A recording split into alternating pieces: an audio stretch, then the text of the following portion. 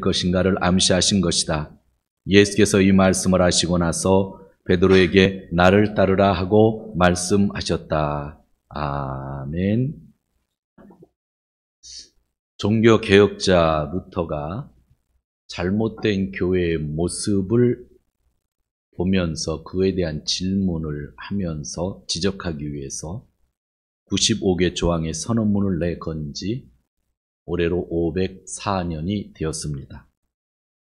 현재 세계 인구는 80억이라고 하는데 종교개혁의 정신을 가지고 예수님을 믿는 사람들은 5억에서 6억 정도가 개신교이니까 아직까지도 개신교는 소수에 불과합니다.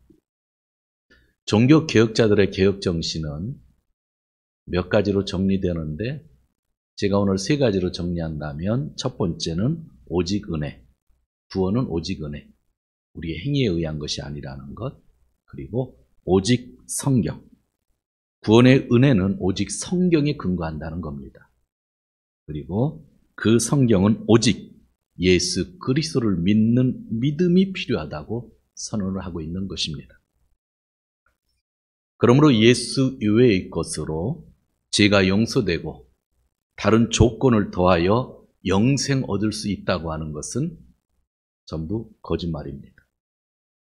제3에 있어서 면죄부를 판매하는 것, 제3에 있어서 계단 성당의 계단을 무릎으로 올라가는 그런 행위, 이것은 주의 은혜와 성령의 말씀과 주 예수 그리스도를 모독하는 것입니다.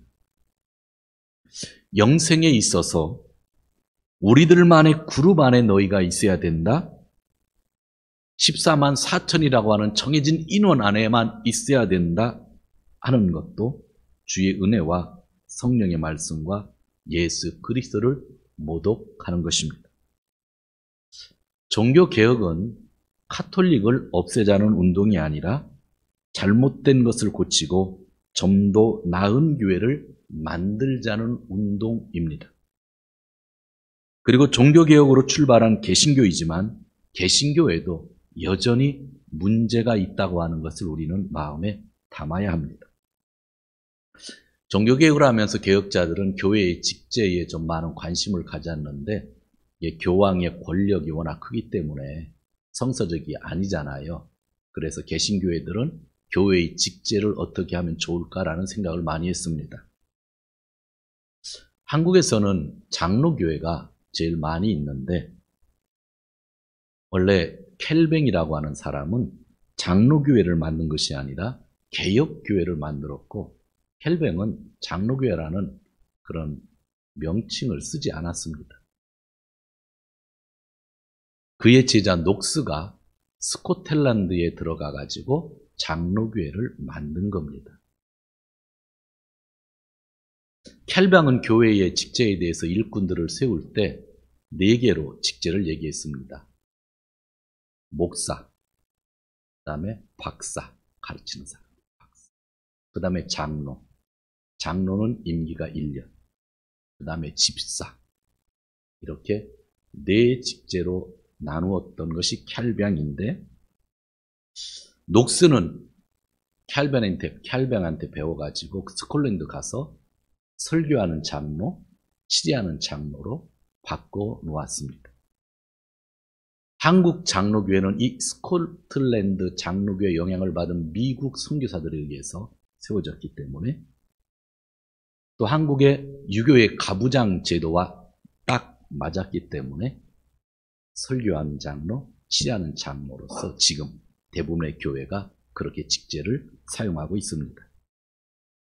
한국교회의 장로제도는 교황 권력에 반대하는 운동 가운데 나올 수밖에 없는 제도였지만 결코 완전하지 않고 성서적으로 여전히 문제를 가지고 있는 제도입니다.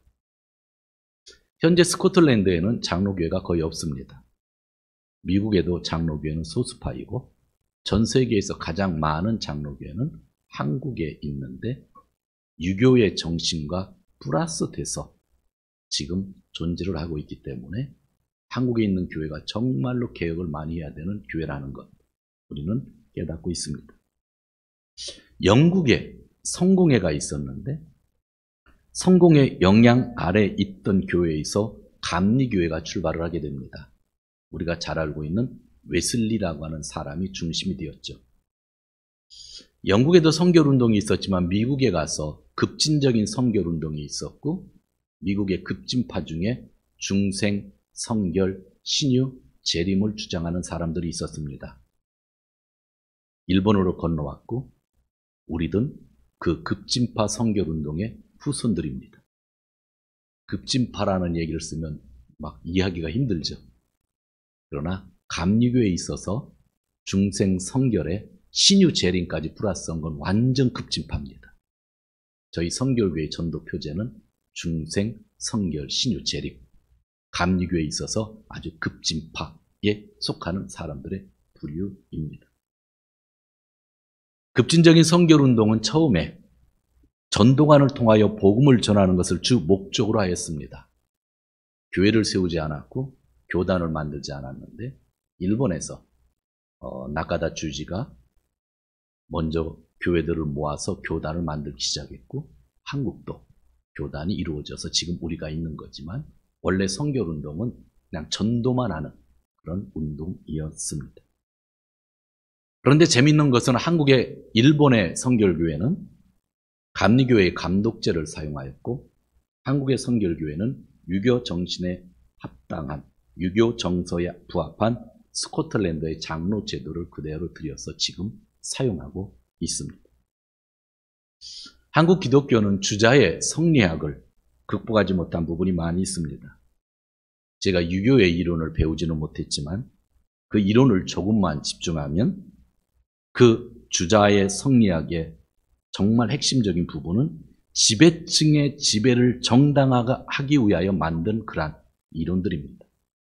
그래서 가족에서는 가부장제가 중용되고 있고 여성이 비하되는 그게 유교입니다. 그 흐름이 그대로 교회랑 접착을 했죠.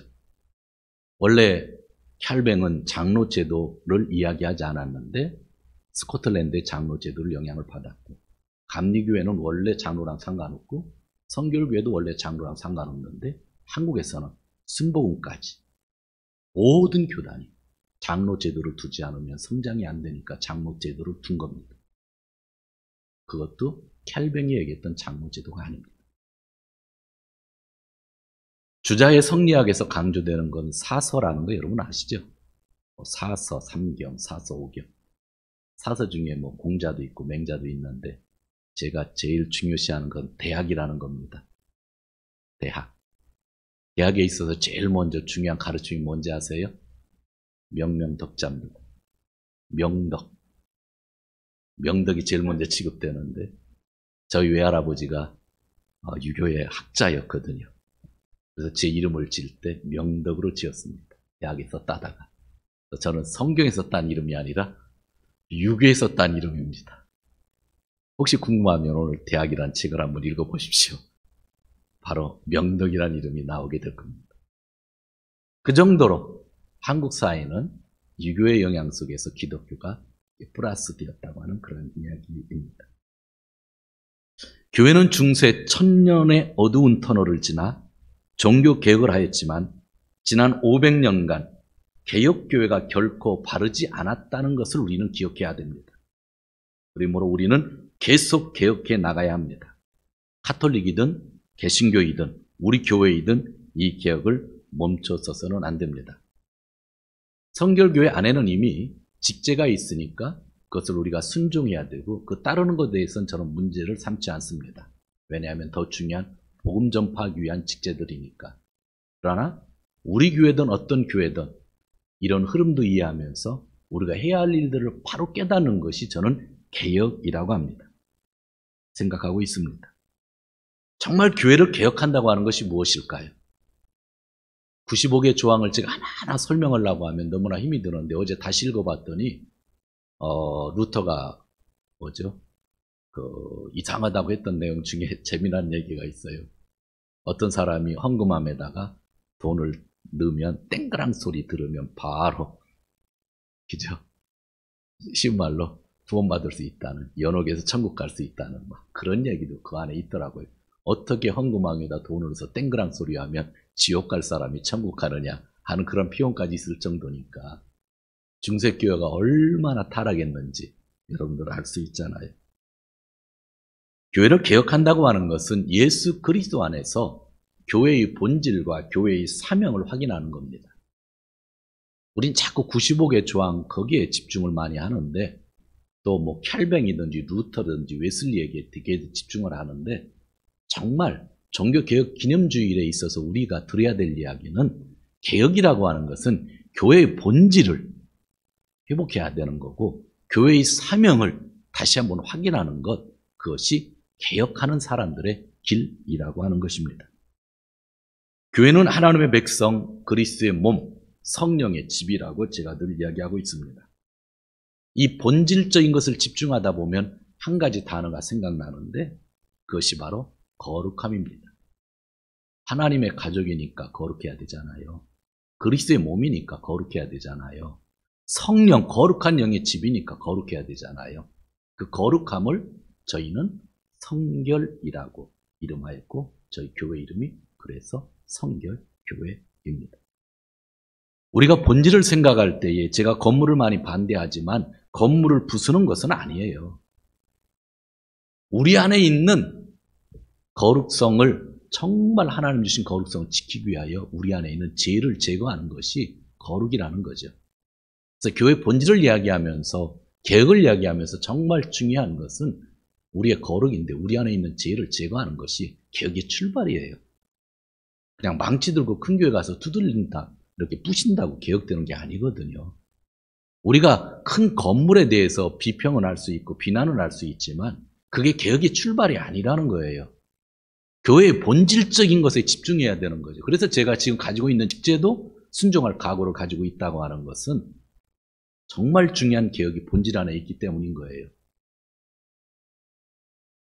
성결이 중요한데, 거룩함이 중요한데 죄를 제거해야 되죠.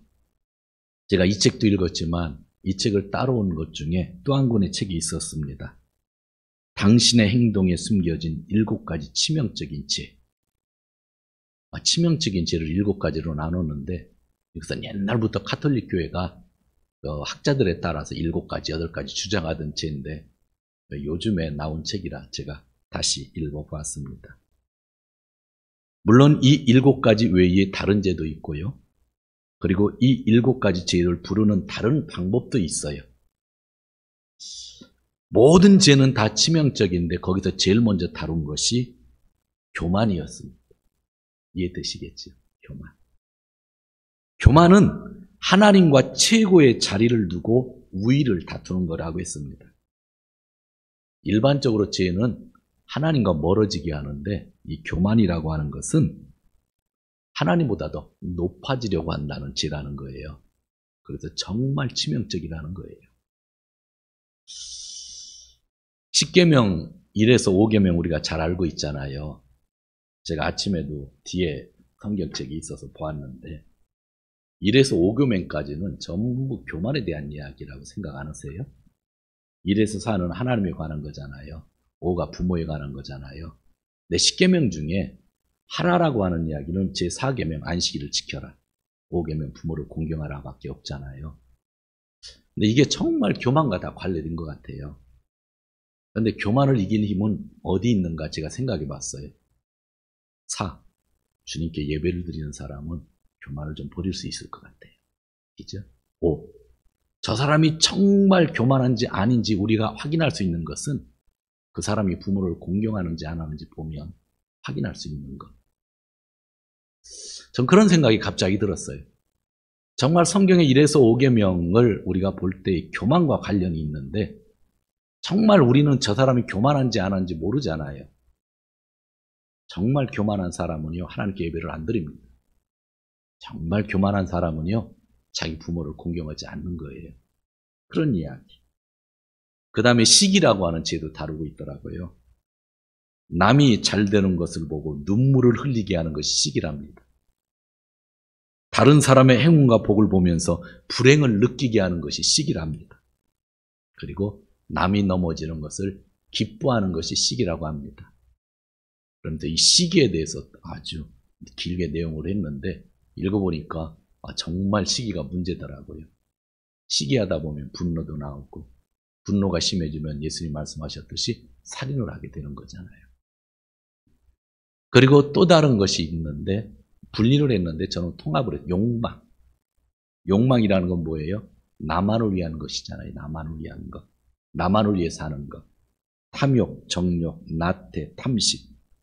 십계명 보면 도둑질하지 말라, 가늠하지 말라, 이웃의 것 탐하지 못한다. 다 욕망이잖아요. 이런 치명적인 죄를 제거해야 된다고 하는데 정말 교회의 본질에 있어서 정말 거룩이라는 단어를 우리가 집어넣는다고 하면 하나님의 가족이니까 우리가, 그죠? 우리가 그리스도의 몸이니까 우리가 성령의 전이니까 우리가 할 수 있는 일은 딱 하나잖아요. 거룩이잖아요. 하나님이 내가 거룩하니 너희도 거룩하라고 말씀하셨잖아요. 그러면 이런 분노든지 시기든지 욕망이든지 특히 교만이라는 것들을 제거하는 것이 정말 개혁자인 우리들의 모습이 아닐까라는 그러한 말씀을 보게 되는 것입니다. 그리고 또 하나 교회를 개혁한다고 하는 것이 무엇일까? 역시 교회의 사명과 관련이 있죠. 예수 그리스도 안에서 교회의 사명을 발견하고 그대로 사는 것이 개혁입니다. 우린 자꾸 개혁하면 남의 것을 부수려고 하는 그런 경향이 많은데 개혁은요, 내 안을 정화시키는 것이고 개혁은요, 하나님이 나에게 주신 사명을 붙들고 사는 게 개혁이에요. 개혁하자 하면서 사명 감당을 안 하면 그게 무슨 의미가 있겠어요? 그래서 교회의 본질과 교회의 사명을 철저하게 우리가 지켜보아야 되는 것이죠. 로마 황제를 숭배해야 한다고 강요를 받던 시대가 있었습니다. 황제와 교황이 서로 힘 자랑하던 시대가 있었습니다. 천황 때문에 신사참배를 하고 예수의 제 이름을 이야기하면 감옥에 가던 시대가 있었습니다. 동성애를 인권적으로 해석하며 교회의 본질을 흐려놓으려 하는 시대가 있습니다. 지금의 코로나 시대가 있습니다. 그러나 어느 시대이든 우리가 확인해야 될 것은 교회의 사명인 겁니다. 정말 중요한 거예요. 코로나 때문에 교회의 사명을 잃어버리고 재림 이야기하다가 감옥 갔다고 교회의 사명을 잃어버리고 중세처럼 황제와 교황이 싸우는 것 때문에 교회가 사명을 잃어버리면 무슨 의미가 있겠어요? 그래서 우리는 그리스도 안에서 교회의 사명을 되찾는 것, 교회의 사명대로 사는 것이 개혁정신이라는 것을 우리가 잊으면 안 되는 것입니다. 본질과 사명은 연결되어 있는 겁니다. 여러분, 종교개혁 당시 재미난 일이 있었다는 거 아세요? 개신교는요, 거룩, 이 본질적인 것에 집중하다가 유럽 안에 머물렀는데 가톨릭은 개혁되어지는 상황 속에서 욕을 많이 먹는 상황 속에서 본질 논쟁이 개신교에게 있어서 자기들에게 도전을 받을 때에 그들은 교회의 사명을 감당하려고 전 세계에 나갔다는 거 기억하세요? 그래서 선교는 개신교가 먼저 하지 않고 가톨릭이 먼저 있다는 거 여러분들 기억하시죠? 우리 개신교는 본질에만 집중하다가 사명을 잃어버린 거예요. 개혁이라는 거는요, 본질과 개혁을 같이 붙여서 가는 것이고 정말 뿌시던 말던 그것 다 자기 나름대로 살 수 있지만 그런 과정 속에서 핍박 속에서 우리가 잃어버리지 않아야 될 것은 우리에게 주어진 뭐라는 거예요? 사명. 특히 선교의 사명. 개혁교회가 선교하지 않으면 그건 개혁교회가 아니라고 하는 그런 이야기입니다. 이런 개혁에 대한 이야기를 제가 아웃라인을 잡고 있는 건데 오늘은 좀 새로운 관점으로 제가 이야기를 했어요. 그러면서 오늘 본문 요한복음 21장을 보면 예수님이 베드로를 만나잖아요. 베드로가 네가 나 사랑하느냐 그랬죠. 베드로가 예. 두 번에 또 세 번째 질문하니까 베드로가 고민했다고 하잖아요. 제가 예전에 설교 한번 했습니다. 원어를 보면 예수님이 이렇게 말씀했어요. 너 정말 하나님의 사랑 가지고 아가페 사랑 가지고 나 사랑하느냐 그랬더니 베드로가 사랑합니다 대답했을 때 아가페의 사랑으로 사랑합니다 한 게 아니라 그냥 우정 관계는 있습니다. 그렇게 얘기한 거예요. 필레오, 우정의 사랑으로 사랑합니다. 예수님이 두 번째, 너 진짜 아가페의 사랑으로, 희생의 사랑으로 사랑하느냐 그랬더니 두 번째 베드로도 질문할 때 자신이 없어서 우정 정도로 사랑합니다 그런 거예요. 근데 세 번째 예수님이 뭐라고 말씀하느냐면 사랑하느냐 질문했을 때 예수님이 그럼 너 우정 정도로는 나를 사랑하느냐 그랬더니 베드로가 나중에 우정 정도로 사랑합니다 했지. 예수님이 자기 수준을 낮추면서 베드로를 사랑해 주었다고 하는, 너무나 은혜스럽잖아요. 그런데 제가 여기까지는 제가 설교를 몇 번 했는데 뒤에 한 가지 질문을 안 한 것이 있어요. 설교할 때 다 질문할 수 없으니까.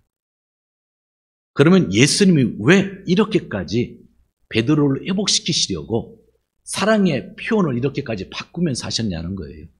왜 아가페로 물어보다가 갑자기 우정으로 질문을 하셨고 우정에 대한 답을 가졌는가? 그렇게 해서 베드로를 회복시키시고 베드로를 세우신 이유가 뭔가라는 거예요. 근데 성경은요, 사실 이 뒷부분이 더 중요해요. 왜 예수님이 그렇게 하셨는가? 왜 예수님이 사랑 안에 하고 질문하면서 마지막에 그럼 우정은 네가 나눌 수 있느냐라는 그런 이야기를 하셨는가? 베드로를 세워서 베드로를 회복시키셔서 뭐를 하시려고 예수님이 그렇게 하셨는가? 라는 겁니다. 오늘 성경은 그 뒤에 예수님이 베드로에게 주신 말씀이 있는데 요한은 두 번 기록합니다. 나를 따르라. 베드로를, 실족에 있는 베드로, 예수님을 부인했던 베드로, 예수님 부활한 것을 보면서도 고기 잡으러 갔던 베드로, 그를 살리려고 예수님이 회복을 시켜주셨는데 사랑의 표현까지 바꾸면서 회복을 시켜주셨는데 왜 그렇게 하셨냐면 예수님이 이 말씀을 주렸고 나를 따라라. 즉 사명 붙잡아라.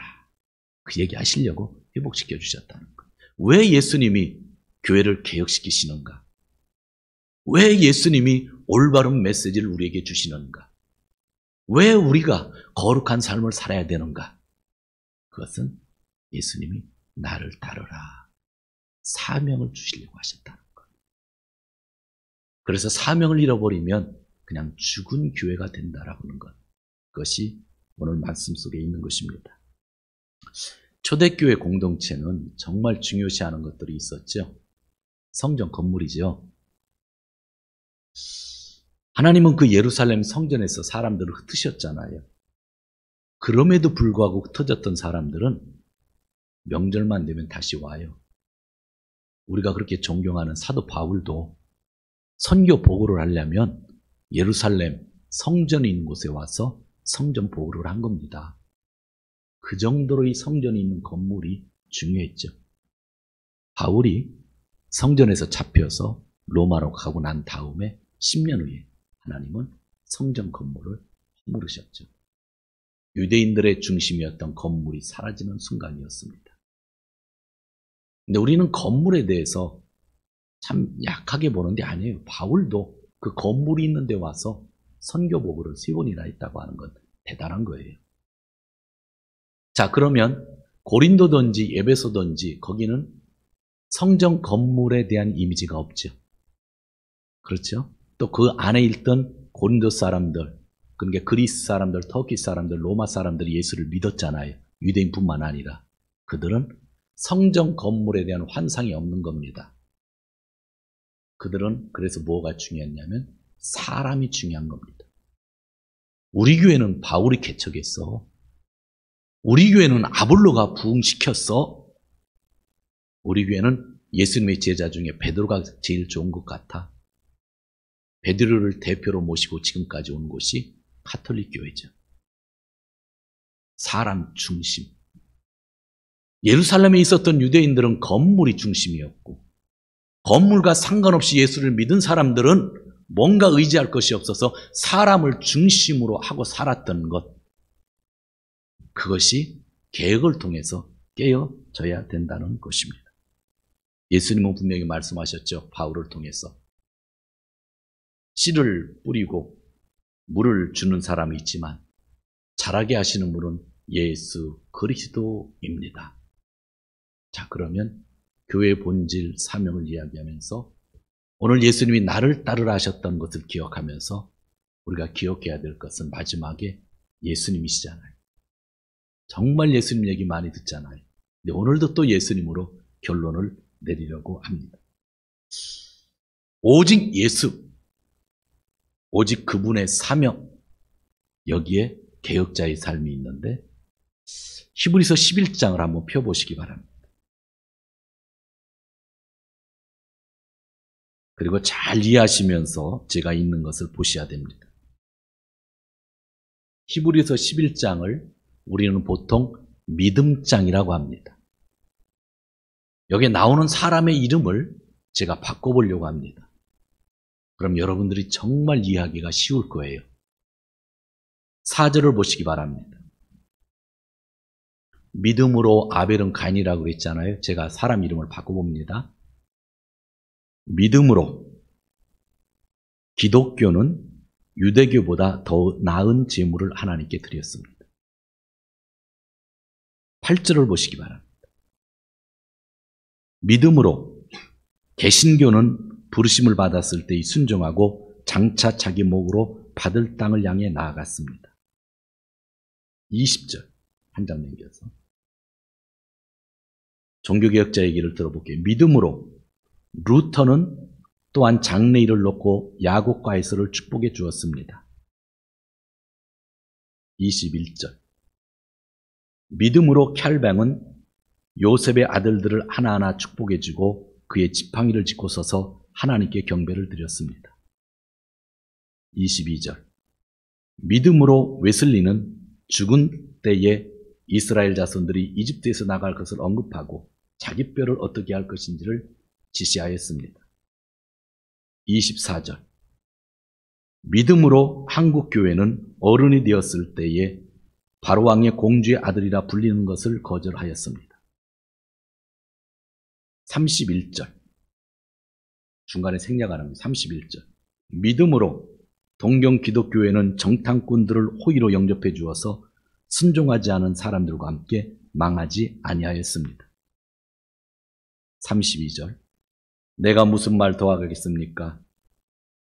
기드온 뭐예요? 순복음교회, 바락, 온누리교회, 삼손, 침례교회, 입다, 감리교회, 다윗, 사무엘 그리고 예언자들의 일을 말하려면 시간이 모자랄 것입니다. 우리가 알고 있었던 그 믿음이라고 하는 표현들, 믿음의 조상들이라는 표현을 이렇게 바꾸니까 39절을 보시기 바랍니다. 정말 중요한 구절이 있죠. 이 사람들은 제가 언급한 기독교든 유대교든 개신교든 루터든 켈뱅이든 웨슬리든 한국교회든 우리교회든 순복음교회든 온누리교회든 이 사람들은 모두 믿음으로 말미암아 훌륭한 사람이라는 평판은 받았지만 약속된 것을 받지는 못했습니다. 40절 하나님께서 우리를 위하여 더 좋은 계획을 미리 세워두셔서 우리가 없이는 즉 예수 그리스도를 믿는 사람들이 없이는 예수 없이는 교회 없이는 그들이 완성에 이르지 못하게 하신 것입니다. 12장으로 넘어갑니다. 11장이 믿음의 장이라고 하는 것 자체가 사실은 좋지 않은 표현인데 이 11장의 모든 믿음의 사람들은 지금 같은 언급을 위해서 나온 것이고 이 사람들이라 할지라도 완전하지 않다는 걸 강조하기 위해서 얘기한 거지 그들의 믿음이 좋다고 강조한 것이 아니고 12장 1절 그러므로 이렇게 구름대와 같이 수많은 증인이 우리를 둘러싸고 있으니 우리는 갖가지 무거운 짐과 얽매는 죄를 벗어버리고 어떻게 해야 되죠? 우리 앞에 놓인 다름질을 참으면서 달려갑시다. 사명을 위해서. 그래서 본질과 사명을 위해서 필요한 게 12장 2절 믿음의 창시자여 완성자이신 예수를 바라봅시다. 가톨릭을 보고 개신교를 보고 루터를 보고 켈뱅을 보고 웨슬리를 보고 어느 순복음교회를 보고 온누리교회를 보고 동경 기독교회를 보고 그게 아니라는 거예요. 바울을 보고 베드로를 보고가 아니라는 거예요. 다 지나가는 사람들이고 완전하지 않다는 거예요. 그래서 우리는 믿음이라고 하는 것은 믿음의 창시자이신 오직 예수 그리스도를 보아야 된다고 하는 그런 이야기를 하는 거죠. 그래서 예수님이 베드로를 회복시키시고 나를 따르라. 그 말이 바로 사명이라는 거예요. 그리고 오늘 히브리서 11장 오직 예수만 바라봅시다 라는 거죠. 개혁은 바로 이겁니다. 개혁은 예수 그리스도를 따라가는 것이고 개혁은 예수 그리스도를 바라보는 겁니다. 그러면 정말 순리대로 풀리게 되는 거죠. 근데 우리는 개혁을 이야기하면서 뭔가 특별한 일을 해야만 된다고 생각을 하고 있죠. 우리가 좋지 않은 것에 대해서 걸러내는 것은 참 중요하지만 개혁에 있어서 정말 중요한 이 개념을 잃어버리면 잘못하다 우리는 폭력자가 될 수도 있고요. 잘못하다가는요, 성질 급한 사람이 될 수 있고요. 내 가치관을 주장하다가 다른 사람들을 죽이는 결과가 나오기도 하는 거예요. 그냥 종교끼리 싸우기만 하는 거예요. 같은 개신교끼리 싸움만 하는 거예요. 자기 교리만 맞다고. 근데 그 교리가 성경적이 아닌 것도 많은 데죠. 성경에서 얘기하는 교리는요, 개혁이라는 거는요, 예수 그리스도를 따라가는 것, 예수를 바라보는 것, 정말 중요한 사명을 감당하는 교회가 정말 개혁자의 교회라는 것 우리에게 말씀해 주고 있는 것입니다. 그래서 오늘 요한복음 21장과 나를 따르라는 것과 히브리서 11장을 읽고 히브리서 12장 2절에 예수 그리스도를 바라봐야 된다는 것을 연결시킬 수 있다고 한다면 얼마나 좋을까 그렇게 생각해 봅니다. 정리합니다. 개혁 외친다고 새롭게 되는 게 아닙니다. 건물의 성전을 부순다고 개혁이 되는 것이 아닙니다. 교황 같은 목사를 끌어내린다고 새로운 세상이 오는 것이 아닙니다. 성전 건물이 무너지고 베드로도 죽고 바울도 죽었을 때 요한이 나이 많은 장로가 되어 나를 따르라 하는 예수님의 말씀을 마지막에 기록했다는 것. 요한복음을 다 읽고 예수가 누군지를 다 읽고 힘 빠진 사람들을 다 회복시키신 그 예수 그리스도를 마지막에 요한은 나를 따르라는 예수님의 말씀으로 결론을 내렸다고 합니다. 그 안에 우리가 사명이 있는 것 아니겠어요? 예수님을 따르면 사명 감당밖에 더 올 수 있겠어요? 그죠? 수많은 믿음의 사람이 있지만 여러분들이 저를 바라보면 안 되고 누구를 바라봐야 된다고요? 예수 그리스도. 개신교 바라보면 될 것 같고 성결교회 바라보면 될 것 같고 감리교회 바라보면 될 것 같은 아니라고요. 예수 그리스도를 바라보고 예수를 따르는 자가 진정 개혁의 사람이라. 종교개혁이 있은 지 500년이 넘었지만 정말 중요한 것, 오늘 이 말씀에서 주는 의미를 우리가 마음에 담았으면 좋겠습니다. 성도 여러분, 개혁에 대해서 어렵게 생각하지 마시고요. 정말 예수님만 바라보시고 예수님이 나를 따르라 있으니까 그 길을 한번 따라가시는 귀한 성도님들 되시기를 주님의 이름으로 축원드립니다. 기도하겠습니다. 하나님 아버지,